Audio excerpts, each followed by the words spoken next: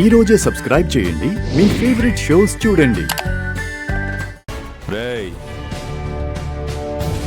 జెండే ఒంటి మీద ఏ చిన్న గీత పడ్డా మీ తలరాతలు మారిపోతాయి.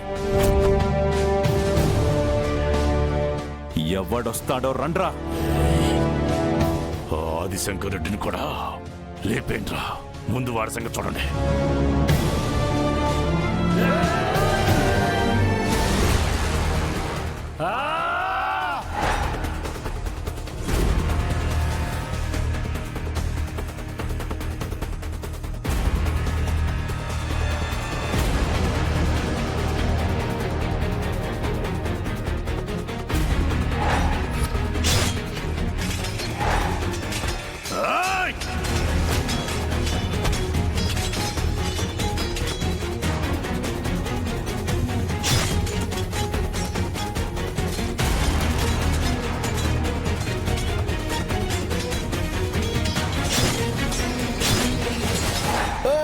యాదగిరి యాదగిరి ఏంటో బాబు కూడా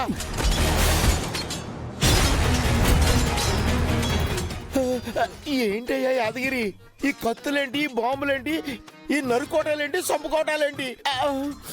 సీఎం అంటే ఇలానే ఉంటది మరి. అయినా వీళ్లతో మీరెందుకు వచ్చారు? 10,000 కోసం కక్కుర్తిపడి వచ్చాను.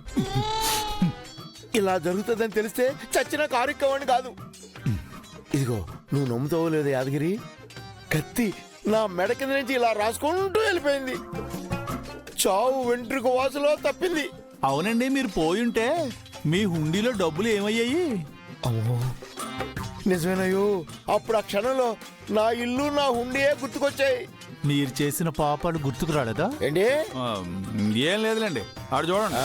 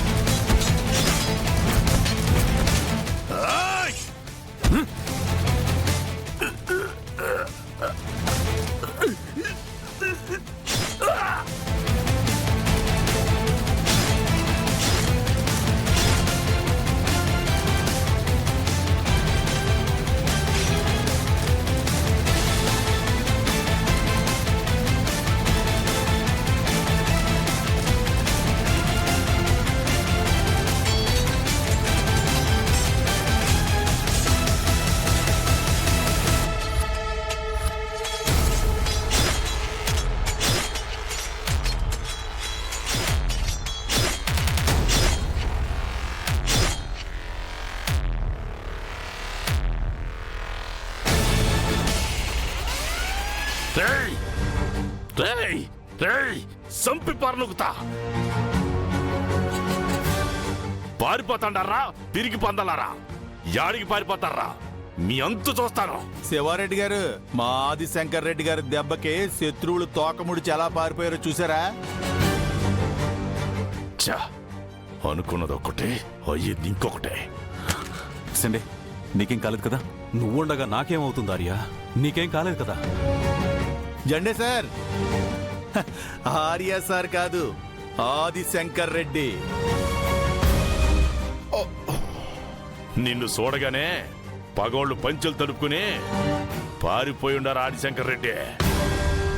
సమయానికి వచ్చి మా అందరినీ కాపాడినావు. శివారెడ్డి, నీకేం కాలేదు కదా? అయినా నీకేమవుతుందిలే. అయితే గీతే జెండే సార్కి అయి ఉండేది. అదేంది ఆదిశంకర్ రెడ్డి అట్టంటావు? అంటే మనం సీమోళ్ళం. శత్రువులు ఎవరైనా మన మీదకి దాడికొస్తే ఎలాగోలా తప్పించుకుంటాం. పాపం జెండే సార్కి ఈ ఫ్యాక్షన్ కక్షలు కొత్త కదా, అందుకే అలా అంటున్నాను. అట్టంటావా? అయితే సరే సరే, పదండి పదండి, ఇంటికి వెళ్దాం. ఎక్కడ్రా? పదండి. ఉండండి, నాకు అర్థం కావట్లేదు. గౌరీ గారు ఎక్కడున్నారని నేను అడిగితే చారులత ఎందుకు చెప్తుంది? ఎందుకంటే చారులత నిన్ను లవ్ చేస్తుంది కాబట్టి. ఏంటి, ఆ అమ్మాయి నన్ను ప్రేమిస్తుందా? అవును, అది 100% లవ్. నేను నమ్మను.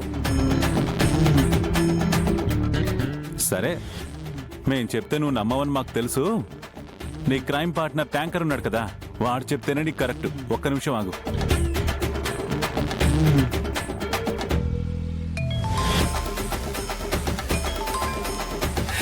స్పీకర్ పెడతాను, విను. ఏంటయ్యా శంకరం, ఇక్కడ కూడా నన్ను ప్రశాంతంగా ఉన్నావా? ఆ? నేనేదో 2 లంగోటాలు కొనుక్కుందామని బజార్కి వస్తే ఇక్కడ కూడా నన్ను డిస్టర్బ్ చేస్తావంటయ్యా. ఎందుకు ఫోన్ చేసావు చెప్పు.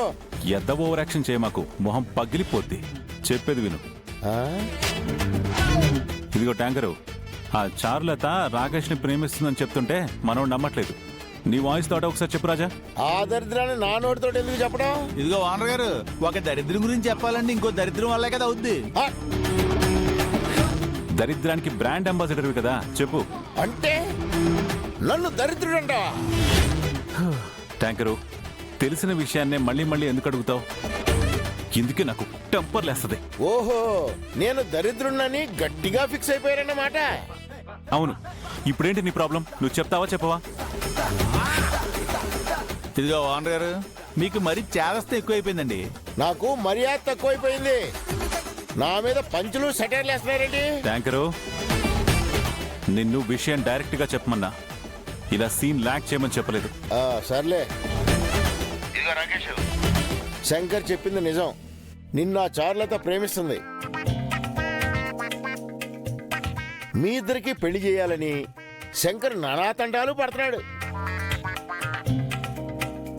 ఇదిగో బుద్ధిగా శంకర్ చెప్పినట్టు విను. నేను ఇంటికి వచ్చిన తర్వాత డీటెయిల్డ్ గా పర్సనల్ గా మాట్లాడతాను. సర్లే, చేసిన ఓవర్ యాక్షన్ చాలు, పెట్టు ఫోను. సర్లే. విన్నావు కదా, ఇప్పటికైనా నమ్మకం కలిగిందా? ఆ, శంకర్ గారు, మీరు నిజంగా నా పెళ్లి చేస్తారా? అబ్బా, నీ డౌట్స్ తో చచ్చిపోతున్నానయ్యా నేను. అంటే నువ్వు ఒంటరోడివి కదా, ఇంకా ఎన్నాళ్ళని ఒంటరిగా ఉంటావు? అందుకే నీకు పెళ్లి చేయాలనుకుంటున్నాను, అంతే తప్ప నాకు వేరే ఉద్దేశం లేదు. ఇదిగా ఎవరు బ్యాచులర్ గా కనిపించినా శంకర్ సార్ అసలు వదిలిపెట్టరు, వెంటనే పెళ్లి చేస్తారు. నువ్వు ఊరుకో బాబాయ్. ఊరందరికీ పెళ్లిళ్ళు చేస్తానని నేనేమైనా కంకణం కట్టుకున్నానా? ఏదో మన రాకేష్ కాబట్టి, పైగా చార్లత మనోడిని లవ్ చేస్తుంది కాబట్టి వాళ్ళిద్దరికి పెళ్లి చేయాలనుకున్నానే తప్ప నాకు వేరే ఉద్దేశాలు ఏముంటాయి? ఆ, శంకర్ గారు, చారులత నన్ను నిజంగానే లవ్ చేసిందా? అబ్బా, ఈయనకింకా నమ్మకం కుదరట్లేదు. బాబాయ్, నువ్వేనా చెప్పు బాబాయ్. ఎవరు రాకేష్? ఏమన్నా అంటే అన్నానంటావు గాని ఆ అమ్మాయి చూసే చూపులు, నీ వీపురుద్దటాలు, నువ్వు రుద్దించుకోవడాలు అయిన తర్వాత కూడా నీకు అనుమానంగా ఉందా? అంతేకాదు బాబాయ్, ఇద్దరు ఒకరి కళ్ళలో ఒకళ్ళు పెట్టి చూసుకోవడం, ఒకరి తలలో ఒకరు ఢీకొట్టుకోవడం, ఇవన్నీ చూస్తుంటే ఏంటి లవ్, ఇష్క్, కాదల్, ప్యార్